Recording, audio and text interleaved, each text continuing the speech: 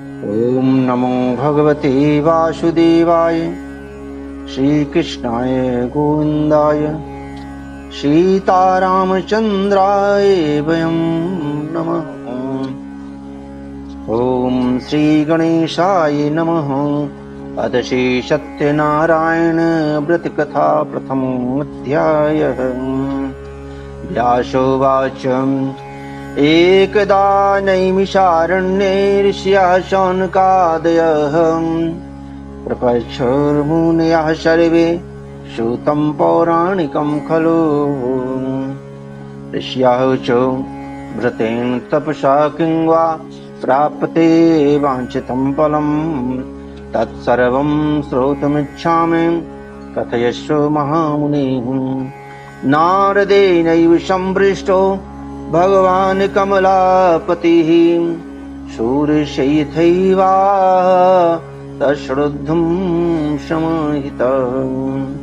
एकदा नारदो योगी परानुग्रहकाङ्क्षया पर्यटन् विविधान् लोकान् मृत्युलोकान्मुपागतः। व्यास जी कहते हैं, एक बार नैमिषारण्य तीर्थ में 88,000 शौनक आदि ऋषि मुनियों ने वहां पर उपस्थित सूत जी महाराज जी से प्रश्न किया। ये 88,000 ऋषि मुनि एकत्रित क्यों हैं? इतनी संख्या में ऋषि मुनि क्यों एकत्रित हैं? इसलिए एकत्रित हैं कि कुछ समस्या का समाधान एक खोज रहे हैं। समस्या क्या है? समस्या ये है कि जिन मनुष्यों को धर्मशास्त्र का ज्ञान नहीं है, वेद वेदांत वेदांग का ज्ञान नहीं है, अज्ञान से ग्रसित हैं, उचित अनुचित का निर्णय नहीं कर पा रहे हैं और फिर भी चाहते हैं कि हमारा कल्याण हो जाए। तो ऐसे मनुष्यों के कल्याण का कौन सा ऐसा सरल और संक्षिप्त मार्ग है जिसको अपना करके मनुष्य अपना कल्याण कर सके? इसका निर्णय कुछ हो नहीं पाया। तभी उस सभा में सूत जी का आगमन होता है। सभी ऋषि मुनियों ने उनको एक दिव्य आसन पर विराजमान करते हैं। सूत जी ने प्रश्न किया, इतनी संख्या में और क्यों? तो सारे ऋषि मुनियों ने अपनी यह बात कही और कहा कि हम यह समस्या आपके ही सामने रखते हैं, आप ही हमारी समस्या का समाधान करें। मतलब कि पहले ऋषि मुनि जो एकत्रित हुआ करते थे वो लोक कल्याण के लिए एकत्रित हुआ करते थे, अपनी कोई समस्या लेकर के नहीं आते थे। और आज यह लोक कल्याण ये था कि सरल मार्ग क्या है कल्याण का। इसको सुनकर के सूत जी ने कहा, मनुष्यों, ऐसा प्रश्न, ऐसी जिज्ञासा लेकर के एक बार नारद जी विभिन्न लोकों से भ्रमण करते हुए और भगवान के धाम पर गए थे और भगवान से जाकर के यही प्रश्न किया था। तब भगवान ने जो उत्तर दिया, मनुष्यों, वही उत्तर हम आपसे कहते हैं। भगवान ने क्या कहा नारद जी से कि व्रतमस्तिं महत् पुण्यम स्वर्गे मर्ते च दुर्लभम तव स्नेहान् मया वत्स प्रकाश क्रियते धुना। हे नारद, इसका तो एक ही सरल उपाय है, वह उपाय है व्रत। इतना कौन सा व्रत? बोले सत्यनारायण शैव व्रतम सम्यग् विधानतः कृत्वा सद्य सुखं भुक्त्वा परत्र मोक्षमाप्नुयात्। बोले भगवान ने कहा उसका एक उपाय सत्यनारायण व्रत है और इसको अपना करके मनुष्य तत्काल सुख और तत्काल ही मोक्ष की सिद्धि कर सकता है। तो सत्यनारायण व्रत क्या है? सत्य ही नारायण है, ऐसा मान करके जीवन में उसका व्रत करना। व्रत क्या है? व्रत है संकल्प, प्रतिज्ञा, हठ, जिद। जब हम किसी बात का जिद कर लेते हैं तो वही हमारा व्रत होता है। अब यहाँ सत्य नारायण व्रत, सत्य ही नारायण है मान करके जीवन में सत्य का हठ करना है, व्रत करना है, जिद करना है, उस पर चलना है। तो सत्य क्या है यह समझना अत्यंत आवश्यक है। तो सत्य क्या है? भगवान का नाम सत्य है। सरल शब्दों में कहें तो राम नाम सत्य है, भगवान का नाम सत्य है। भगवान के नाम को हमें निरंतर स्मरण करना है, यह व्रत लेना है। भगवान का कितने नाम है? बोले बहुत नाम। हरि अनंत, हरि कथा अनंता। भगवान अनंत हैं, उनकी कथाएं अनंत हैं, उनके नाम भी अनंत हैं। तो अनंत नामों में से कोई एक नाम निश्चित करके उस एक ही नाम में लग जाना है, उसका निरंतर स्मरण करना है। और दूसरी बात एक और सत्य है, वह है मृत्यु सत्य। जब हम राम नाम सत्य कहते हैं तो मृत्यु सत्य है। तो मृत्यु का क्या करें? बोले मृत्यु को सदैव देखना है। मृत्यु हमारे सामने ही खड़ी है, मृत्यु माता हमारे सामने ही खड़ी है, उनको सदैव देखना है और भगवान के नाम को लेना है। भगवान के नाम को लेना है और मृत्यु को देखना है। इन दो चीजों से क्या होगा? भगवान कहते हैं अगर कोई इस तरह से व्रत करता है तो कृत्वा सद्य सुखम भुक्त्वा परत्र मोक्ष माप्नुयात्। ऐसा कोई व्रत करता है तो सद्य सुखम, तत्काल वह सुखी हो जाता है और परत्र मोक्ष माप्नुयात्, और तुरंत ही मोक्ष की प्राप्ति हो जाती है, प्रतीक्षा नहीं करनी पड़ती। इस तरह से भगवान ने व्रत की महिमा बताई। और जब आदमी इन व्रत को करता है तभी वह श्रेष्ठ बन पाता है। सरल उपाय बता रहे भगवान ने, सरल उपाय बताया कल्याण का। वेद बहुत है, शास्त्र बहुत है, यज्ञ तप दान बहुत है, तीर्थ यात्रा बहुत है। सरल उपाय बताया, भगवान का नाम लीजिए, मृत्यु को सामने देखिए, बस दो चीजों से बड़ी सिद्धि मिल जाएगी।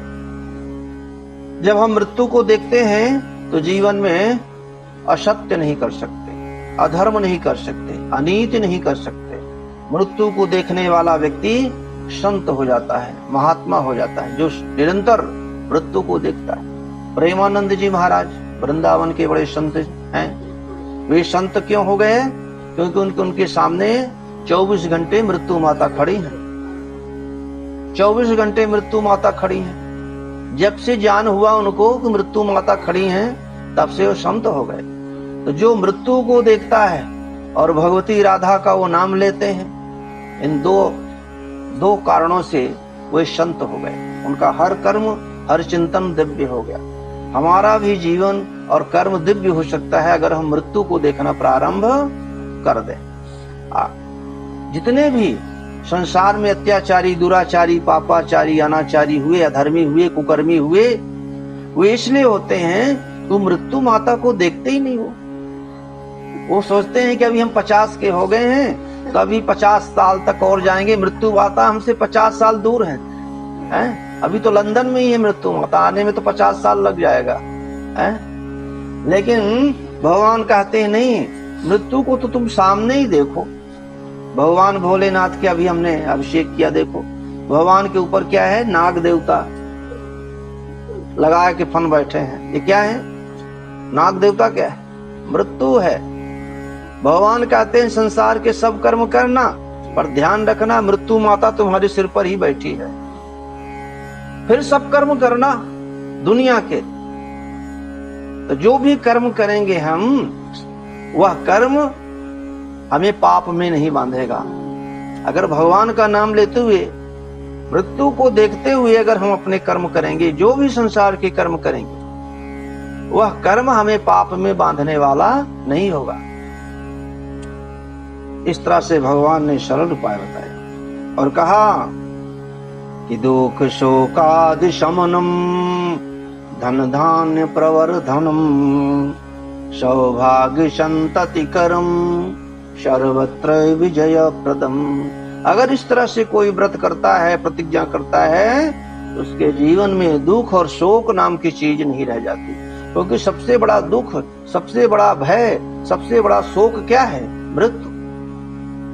और जब हमने मृत्यु माता को ही रोज देखना चालू कर दिया तो सब खत्म। इससे बड़ा भय दुख क्या है? तो इसलिए भगवान कहते हैं कि जीवन में दुख और शोक का शमन हो जाता है, जीवन में दिव्य गुणों की अभिवृद्धि होने लगती है। वह व्यक्ति सौभाग्यशाली हो जाता है। जो सत्यनारायण व्रत इस तरह से करता है, उसके वह सौभाग्य संतति कर, वो निरंतर सौभाग्य को प्राप्त होता है। और इस तरह से भगवान ने अंत में क्या कहा? एवं कृते मनुष्याणाम वांछा सिद्धिर्भवेद्वम। कहते हैं जिस दिन इस व्रत को करना हो उस दिन सवाया मात्रा में गेहूं का चूर्ण, पके केले का फल, कदली स्तंभ, उत्तम कोट की नैवेद्य सामग्री, पूजन सामग्री लेकर के विधि विधान से भगवान का पूजन अर्चन करके इस व्रत को करना चाहिए। इस व्रत के करने से मनुष्य की समस्त वांछा सिद्ध होती है। वांछा, वांछित कामना, है ना। मनसा पूर्ण नहीं, मन की तो कोई पूर्ण नहीं हो नहीं सकता। जगह जगह देवी देवता में मनसा पूर्ण देवी, मनसा पूर्ण हनुमान। अरे मन को कोई पूरा कर सकता है, ये एक पूरा नहीं हुआ तो 100 खड़े हो जाएंगे मन की कामनाएं। नहीं, मनसा पूर्ण नहीं, वांछित कामना।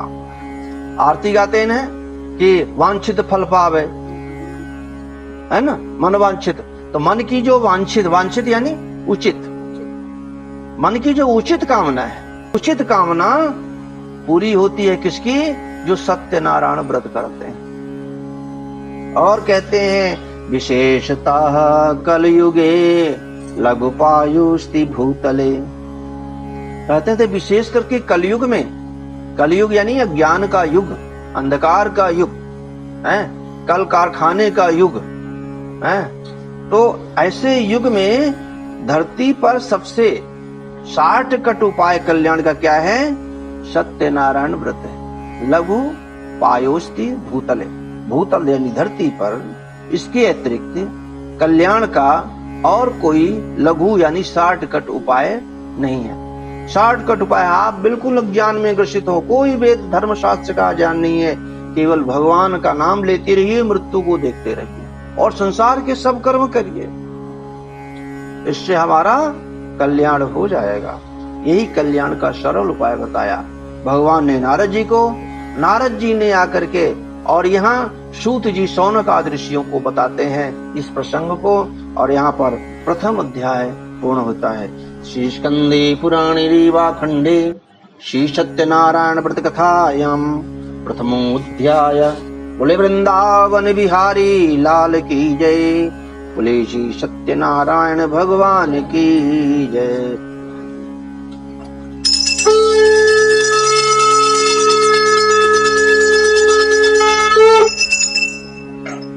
ओम नमो भगवते वासुदेवाय, श्री कृष्णाय गोविंदाय सीतारामचंद्राय वयं नमः।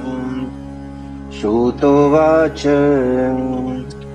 अथान्यं प्रवक्ष्यामि कृतं येन पुरा द्विजः, कश्चित् काशीपुरे रम्ये आसीत् विप्रोतिनर्धनः।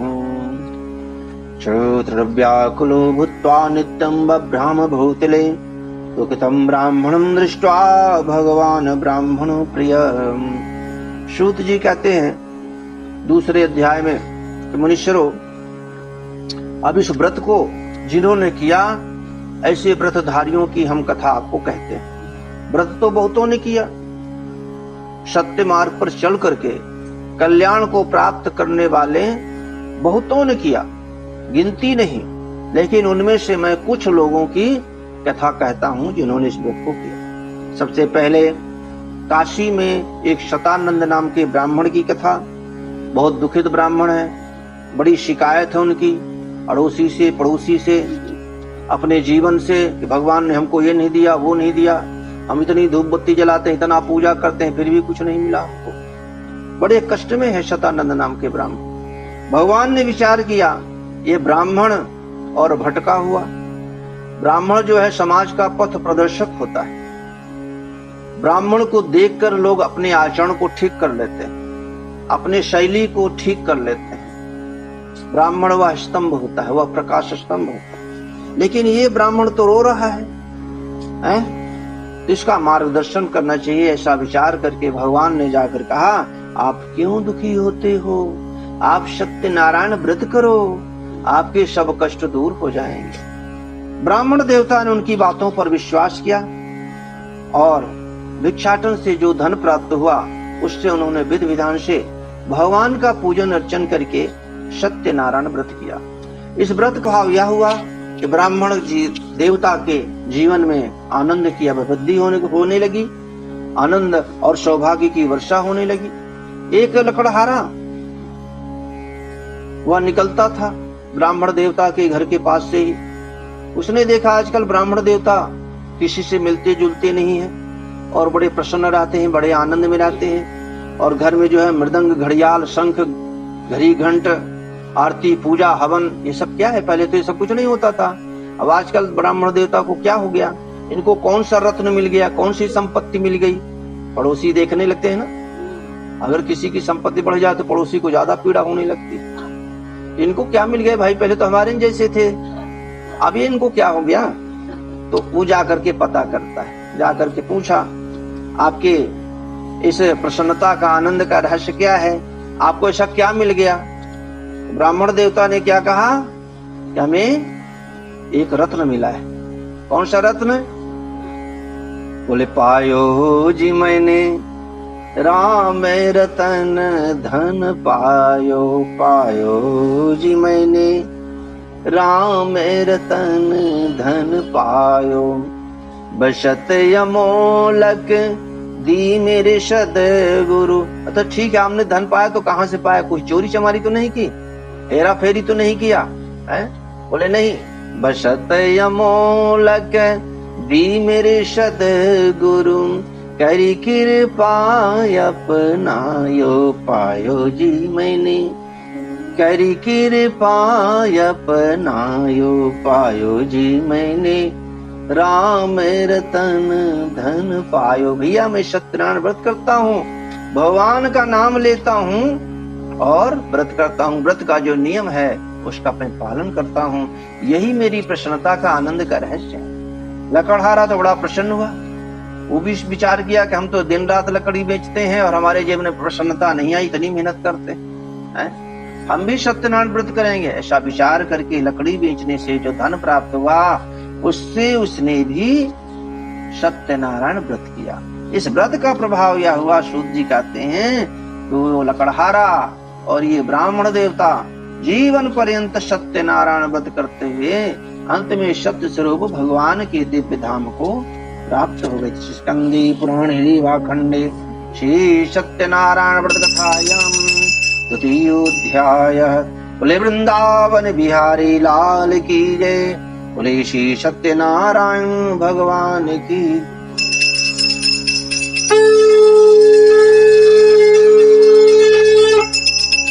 ओम नमो भगवते वासुदेवाय, श्री कृष्णाय गोविंदाय सीतारामचंद्राय वयं नमः। तृतीयोऽध्याय। श्रुतोवाचम् पुनरग्रे प्रवक्ष्यामि श्रद्धं मुनिसत्तमाः, पुराचोल्कामुखो नाम नृपश्यांसीन् महामतिः। पुनरग्रे प्रवक्ष्यामि, पुनः और आगे की कथा कहते हुए कहते हैं, मुनियों सुनिए। प्राचीन काल में एक उल्कामुख नाम के राजा थे और एक बार ये भद्रशिला नदी के तट पर, नदी के किनारे अपने परिवार के साथ, अपने सिपाह सलारों के साथ भगवान का पूजन अर्चन उत्सव कर रहे थे। वहां से एक व्यापारी निकला। व्यापारी ने राजा को देखा तो उसे बड़ा आश्चर्य हुआ। क्या आश्चर्य हुआ कि राजा होकर के इतने प्रसन्नता में, इतने आनंद में, क्योंकि शास्त्र कहते हैं कि संसार का सबसे दुखी प्राणी कौन होता है? राजा होता है। और ये राजा होकर के इतने आनंद में है, इतनी प्रसन्नता में है। अगर किसी को विश्वास नहीं हो, इस समय प्रधानमंत्री माननीय श्री नरेंद्र मोदी जी से जाकर के मिले लोग, अब पूछे कैसे हैं आप, हैं? बहुत कष्ट रहता है, सबसे दुखी प्राणी होता है। और इतने दुखी प्राणी और आनंद, राजा होकर कितने आनंद। उसने विचार किया कि हमारे पास तो संपत्ति कम नहीं, हम भी राजा से कम नहीं है। भाई जिसके पास बहुत संपदा है वो तो राजा ही है, तो हम भी तो राजा ही हैं, लेकिन हमारे जीवन में शांति नहीं, आनंद नहीं है, जिनका इस राजा के जीवन में झलक रहा है, पूरे चेहरे पर शांति, सौम्यता। जाकर के पूछता है आपकी प्रसन्नता का, आपकी शांति क्या, रहस्य क्या है? राजा ने बड़ी अद्भुत बात बताई। राजा ने कहा कि हमारी प्रसन्नता का कारण है। उल्कामुख राजा ने कहा ये कुछ कारण है। क्या कारण है? प्रथम यह है, हमें जो कुछ भी प्राप्त है उसे मैं अपना नहीं मानता हूँ। राज्य, प्रजा, पुत्र, पौत्र, परिवार, परिजन, पुरजन, जो भी है उसे मैं अपना नहीं मानता हूँ। तो वैश्य ने बड़ा आश्चर्य व्यक्त किया, अरे आप अपना नहीं मानते तो किसका मानते हैं? आपका ही तो है। बोले है, लेकिन मानता नहीं मैं। बोले तो फिर किसका मानते हैं? बोले ये सब परमात्मा का है, ईश्वर का है, भगवान का है, ऐसा मैं मानता हूँ, और ऐसा मान करके मैं इन सब की सेवा करता हूँ। प्रसन्नता का पहला सूत्र उल्कामुख राजा ने बताया। कितने आनंद की बात है। पत्नी किसकी है? बोले अपनी नहीं है, भगवान की है। बच्चे किसके? भगवान के। पति किसके? भगवान के। घर किसका? भगवान का। राज्य किसका? भगवान का। प्रजा किसकी? भगवान की। सब भगवान का है। तो आप क्या हैं? बोले हम चाकर हैं, इन सबके चाकर हैं। एक बार प्रधानमंत्री ने भी कहा था कि हम देश के चौकीदार हैं। सब चौकीदार लिखने लगे। तो राजा ने कहा कि हम चाकर हैं। हम विचार करेंगे, अगर हम सब लोग एक दूसरे को अपने को चाकर मान ले एक दूसरे का, तो जीवन में आनंद आ जाएगा नहीं आ जाएगा? और जीते जी ही वैकुंठ की अनुभूति हो जाएगी। जिस क्षण हम अपने आप को चाकर मान लें सब लोग एक दूसरे के, तो वहां फिर वैकुंठ ही हो गया। फिर सीधा राम राज्य आ गया। अगर राजा अपने आप को चाकर मान ले प्रजा का कि हम चाकर हैं, तो फिर वह राज्य राम राज्य आ जाएगा। इस तरह से बताया। सुन करके वह व्यापारी बड़ा प्रसन्न हुआ। उसने और दूसरी बात बताई। दूसरी बात उन्होंने बताई कि हम सदैव सत्यनारायण व्रत करते हैं। दो चीज बताई, मैं सदैव सत्यनारायण व्रत करता हूं। सुन करके वह व्यापारी बड़ा प्रसन्न होता है। घर पर आता है, अपनी पत्नी लीलावती को प्रसाद देता है। आप आसन ले लो, ऊंचा थोड़ा सा।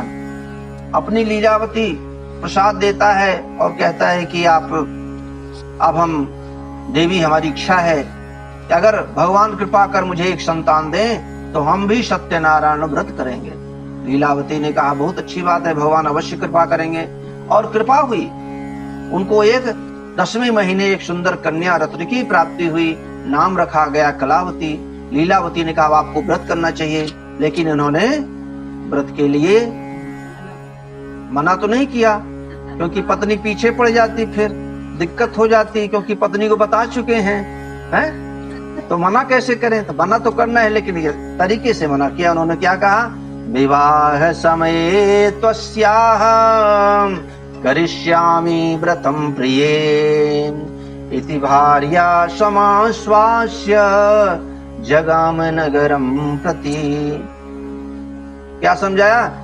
कि विवाह समय तस्याह करिष्यामि व्रतम के, जब इस पुत्री का हम विवाह करेंगे उस समय हम सत्यनारायण व्रत करेंगे। अभी पुत्री का जन्म हुआ है, नामकरण हुआ है, 1 महीने की भी नहीं है, और कह रहे हैं कि तब हम व्रत करेंगे, यानी 20-22 साल बाद फिर ये व्रत करेंगे, ऐसा बोल रहे हैं। भगवान ने कहा तुमने जो चोरी चमारी हेरा फेरी का विचार किया है वो बहुत कंटकीर्ण है, क्योंकि उन्होंने विचार किया कि पुत्री हो गई तब हम और कमाएंगे, चोरी चमारी भी करेंगे, हेरा फेरी भी करेंगे और अच्छे से कमाएंगे, और इतना कमाएंगे। लोग विचार करते हैं कि हम इतना कमा के जाएं कि हमारी पीढ़ी 7 पीढ़ी तक बैठ के खाए। 7 पीढ़ी, 1 पीढ़ी नहीं, 2 पीढ़ी नहीं, 7 पीढ़ी बैठ के खाए।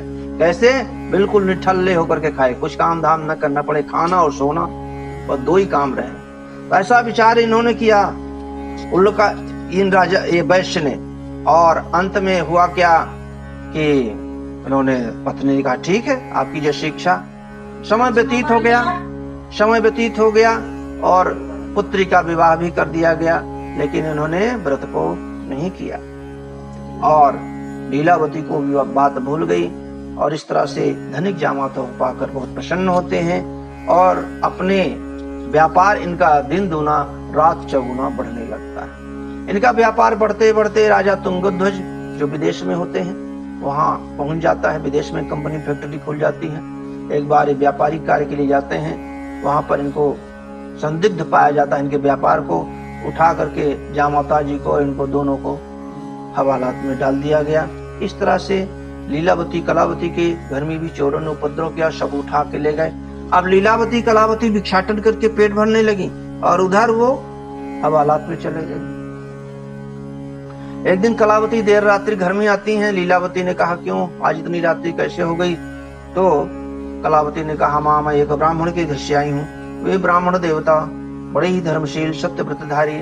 आज उनके यहाँ भगवान का पूजन उत्सव था, सो प्रसाद आदि लेकर के आने में देरी हो गई। सत्यनारायण व्रत, सत्य व्रतधारी का नाम सुनते ही लीलावती को स्मरण हुआ कि हमारे पतिदेव ने भी कहा था कि हम सत्यनारायण व्रत करेंगे, आज तक व्रत नहीं हुआ। हो न हो उसी का यह दुष्प्रभाव है कि हमारे जीवन में यह सब नष्ट हो चुका है और हमें आप भीख मांग करके उदर पोषण करना पड़ रहा है। तुरंत लीलावती घर के अंदर उपलब्ध जो सामग्री थी उसी से भगवान का पूजन अर्चन करके और सत्यनारायण व्रत किया और भगवान से प्रार्थना की कि हमारे पति और जामाता, हे भगवान, जहाँ कहीं भी हो उन्हें घर आने के लिए प्रेरित करें। भगवान ने प्रार्थना सुनी, क्योंकि लीलावती सत्य व्रत उठा चुकी हैं और भगवान सत्य व्रतधारी की प्रार्थना अनुसरण नहीं करते हैं। तुरंत चंद्रकेतु को स्वप्न देते हैं, तुम्हारे कारागार में जो 2 व्यापारी बंद हैं उन्हें कारागार से मुक्त कर दो, धन धान वापस कर दो। राजा चंद्रकेतु धर्मात्मा राजा थे, उन्होंने तुरंत उनको कारागार से मुक्त करके धन धान वापस कर दिया। अपने धन धान को पाकर ये बड़े प्रसन्न होते हैं और समुद्र मार्ग से एक बड़ी भारी नाव में हीरा मोती सोना चांदी जवाहरात भर करके अपने देश प्रस्थान करने की तैयारी करते हैं। यहाँ पर तृतीय अध्याय पूर्ण होता है। स्कंदी पुराणी रेवाखंडे श्री सत्यनारायण व्रत कथायाम तृतीय अध्याय। होले वृंदावन बिहारी लाल की जय। बोले श्री सत्यनारायण भगवान की जय।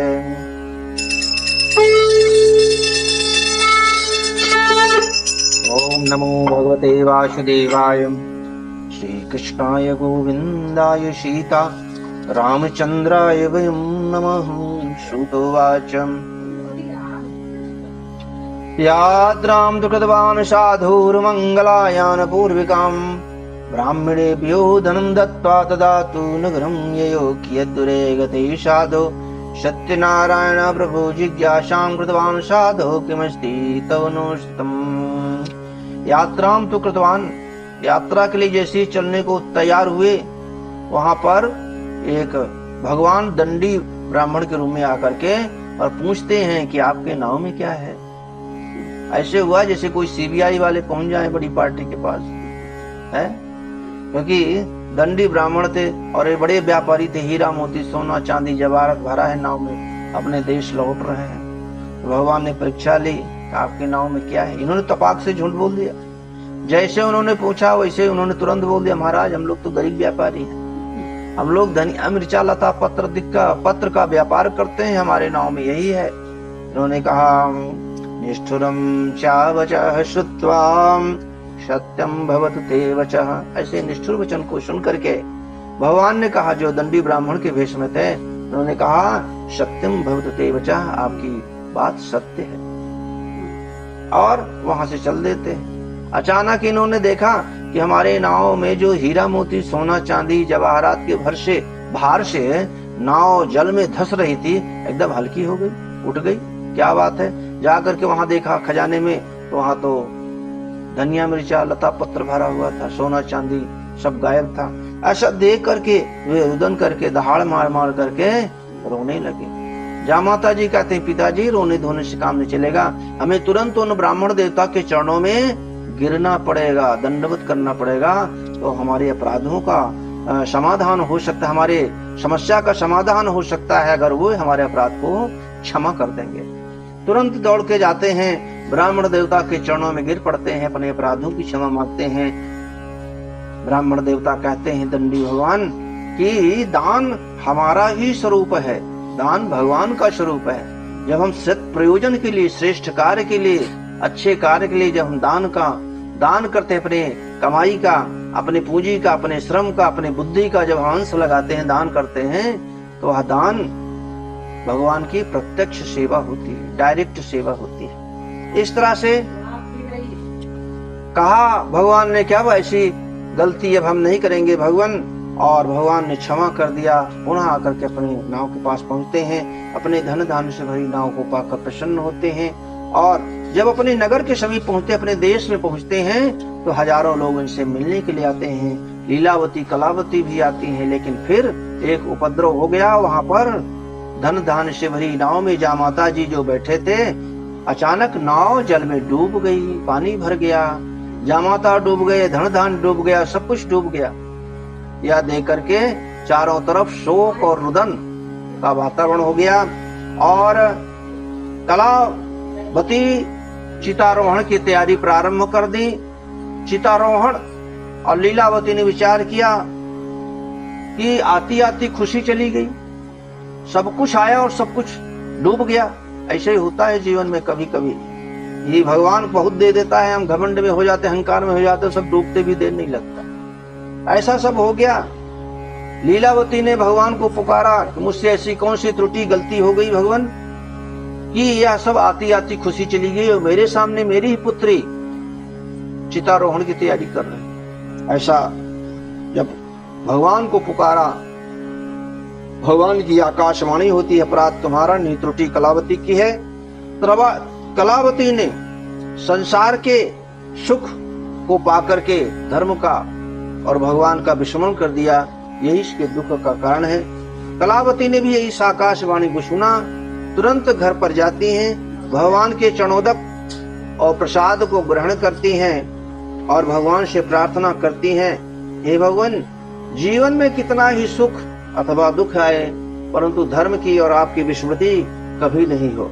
क्योंकि संसार में दो प्राणी, दो लोग मनुष्य धर्म को और भगवान को नहीं मानते हैं। एक तो वे जो बहुत साधन संपन्न होते हैं, जो बहुत विभूतिवान होते हैं, जो बहुत बुद्धिमान होते हैं, बुद्धि भी विभूति है ना, जो बहुत रूपवान होते हैं, किसी भी विषय में बहुत होते हैं, जो बहुत होते हैं, वो धर्म को और भगवान को नहीं मानते हैं। और दूसरा वे लोग हैं जो बहुत दरिद्र होते हैं, विभूति से शून्य होते हैं, वे भी भगवान को नहीं मानते हैं, कहते हैं कुछ नहीं है, सब पाखंड है, इसमें कुछ नहीं रखा है। तो कलावती ने कहा जीवन में कितना ही दुख अथवा दारिद्र्य आ जाए, कितनी ही विभूति आ जाए और कितना ही विभूति शून्यता रिक्तता आ जाए, परंतु हे प्रभु आपकी विस्मृति और धर्म की विस्मृति कभी नहीं हो।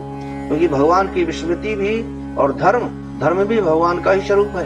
रामो विग्रहवान धर्म, भगवान का स्वरूप धर्म में होता है। धर्म क्या है? बहुत शास्त्र पढ़ने को धर्म, पूजा पाठ धर्म है। धर्म की सरल परिभाषा कहें तो धर्म का अर्थ है ड्यूटी। सरल परिभाषा, धर्म क्या है? ड्यूटी। हम सबकी एक ड्यूटी है, हमारी शरीर के प्रति ड्यूटी है, हमारी समाज के प्रति ड्यूटी है, हमें अपने सनातन धर्म के प्रति ड्यूटी है ना। जो भी हमें हमारे आसपास है, सब जगह एक ड्यूटी है, उस ड्यूटी का ठीक से निर्वहन करना ही धर्म का पालन। शरीर के प्रति ड्यूटी क्या है?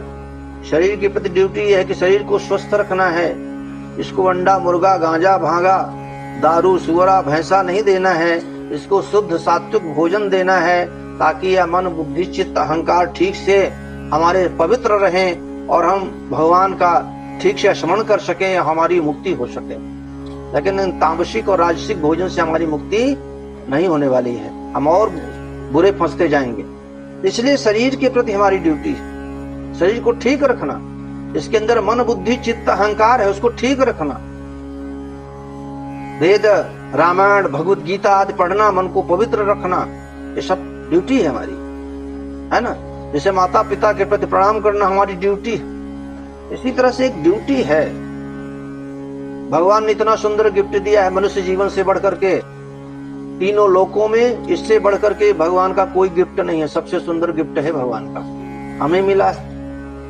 और कोई आपका कोई त्योहार हो, कुछ हो, कोई मित्र आपको बढ़िया गिफ्ट, बढ़िया चमकदार रेपर में लपेट करके अच्छा से दे, आप उस गिफ्ट को उठा करके नाली में फेंक दें तो दूसरी बार वो गिफ्ट नहीं देगा, आपको नहीं देगा ना। इसलिए भगवान ने इतना सुंदर गिफ्ट दिया है, तो अगर इसको हम गंदा करेंगे तो वो फिर दूसरी बार गिफ्ट नहीं मिलेगा। राशि गुटखा पान तंबाकू भैंसा सुअरा डालेंगे इसमें, तो दूसरी बार भगवान ये गिफ्ट फिर देने वाले नहीं है। फिर वो नाली का कीड़ा मिल सकता है या जंगल का शेर मिल सकता है, चीता भालू भेड़िया कुत्ता सुअर, फिर यही मिलेगा गिफ्ट फिर उसके पास। इसलिए हमारी ड्यूटी है, धर्म यानी ड्यूटी। मानव जीवन ही में धर्म का पालन हो सकता है, अन्य जीवन में पालन भी नहीं हो सकता है। गाय इतनी पवित्र जानवर है लेकिन वो धर्म नहीं जानती, धर्म मनुष्य ही जान सकता है और उसका पालन कर सकता है। तो कलावती ने कहा जीवन में कितना ही सुख आए और कितना ही दुख आए, परंतु हे भगवान आपकी विस्मृति और धर्म की विस्मृति, दोनों की विस्मृति कभी नहीं हो। धर्म का पालन हो और भगवान का स्मरण हो। इस तरह से कलावती भगवान के नाम का गान करते जब वहां पर पहुंचती हैं तो भगवत कृपा का चमत्कार की जन सहयोग से और नाव जामाता धन धान्य सबको सुरक्षित बाहर निकाल लिया गया। इस तरह से ये दंपत्ति जीवन पर्यंत सत्य नारायण व्रत करते हुए अंत में सत्य स्वरूप भगवान के दिव्य धाम को प्राप्त हो गए। इस स्कंदे पुराणे रेवा खंडे श्री सत्यनारायण व्रत कथायाम चतुर्थोऽध्याय। बोले वृंदावन बिहारी लाल की जय। बोले श्री सत्यनारायण भगवान की जय।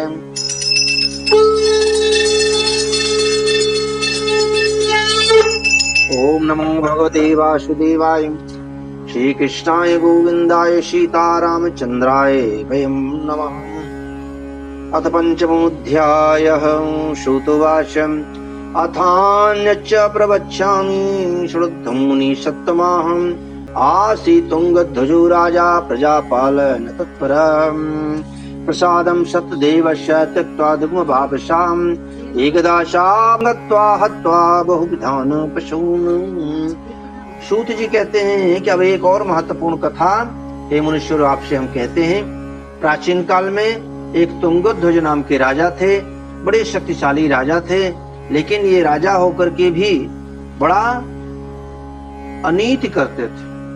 सबसे पहली अनीति ये करते थे कि वनम गत्वा हत्वा बहुविधान पशून्, जंगल में जाकर के भोले भाले निरीह मूक पशु प्राणियों को मारते थे, उनको खाते थे, उनको रांधते थे, उनका सेवन करते थे। ये राजा का सबसे बड़ा अधर्म था, अत्याचार था।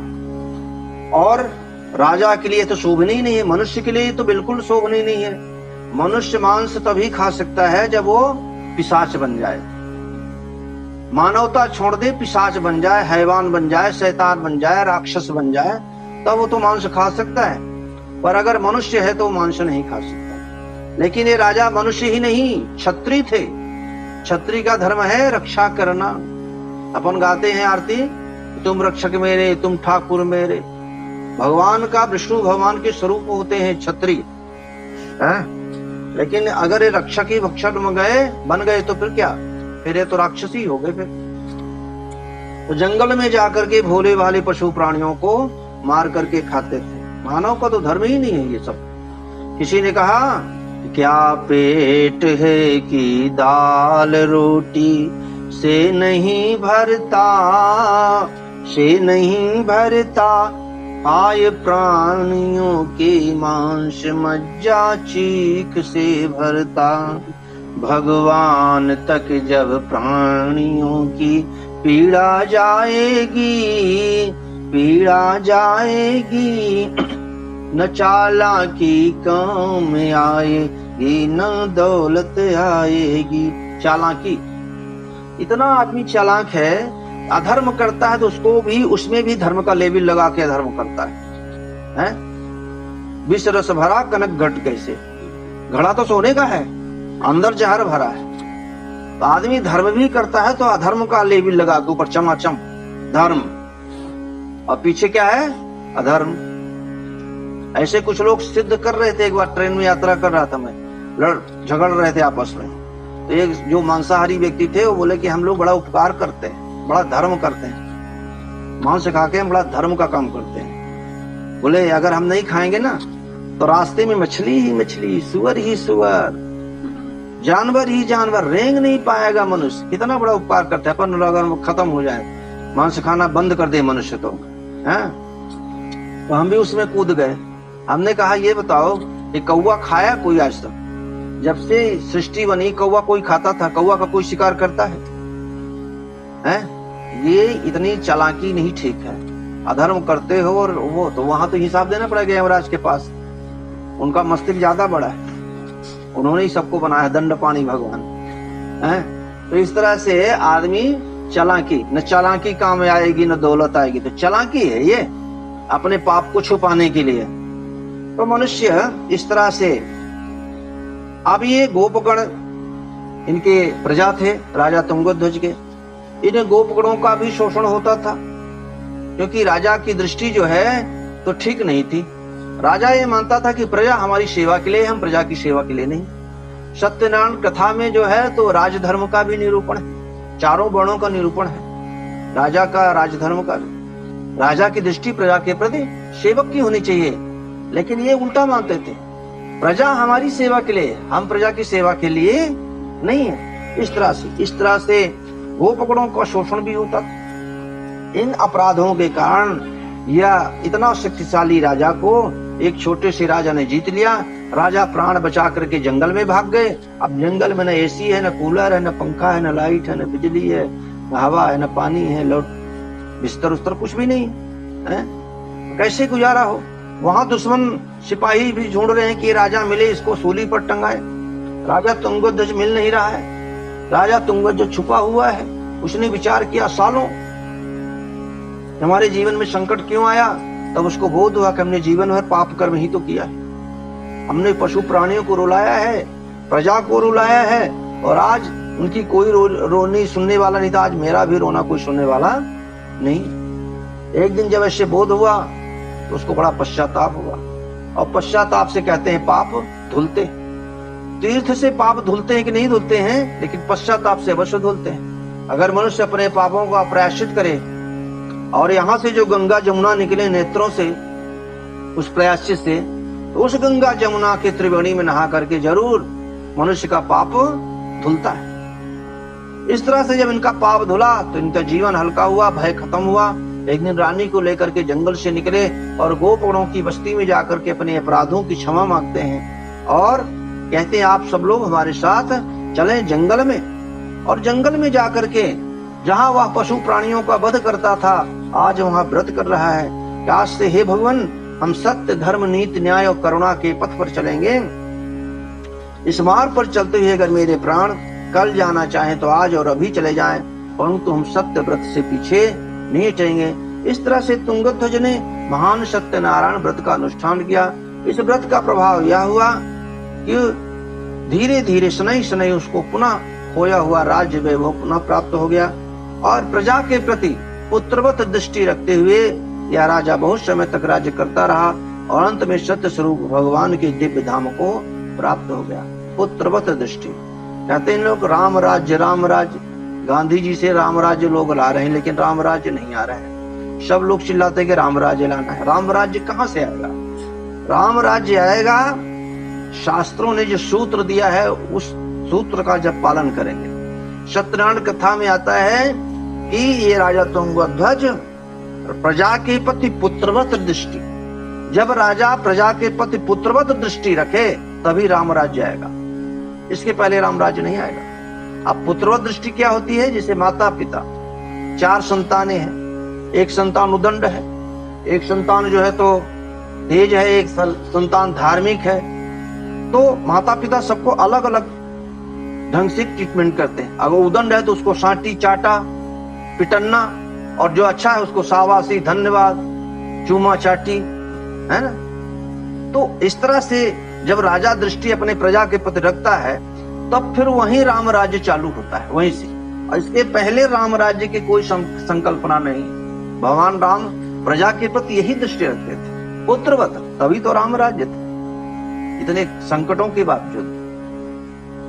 तो इस तरह से यह 5वां अध्याय पूर्ण होता है। स्कंदे पुराणे रेवाखंडी श्री सत्यनारायण व्रत कथायां 5वां अध्याय। बोले वृंदावन विहारी लाल की जय, बोले श्री सत्यनारायण भगवान की जय।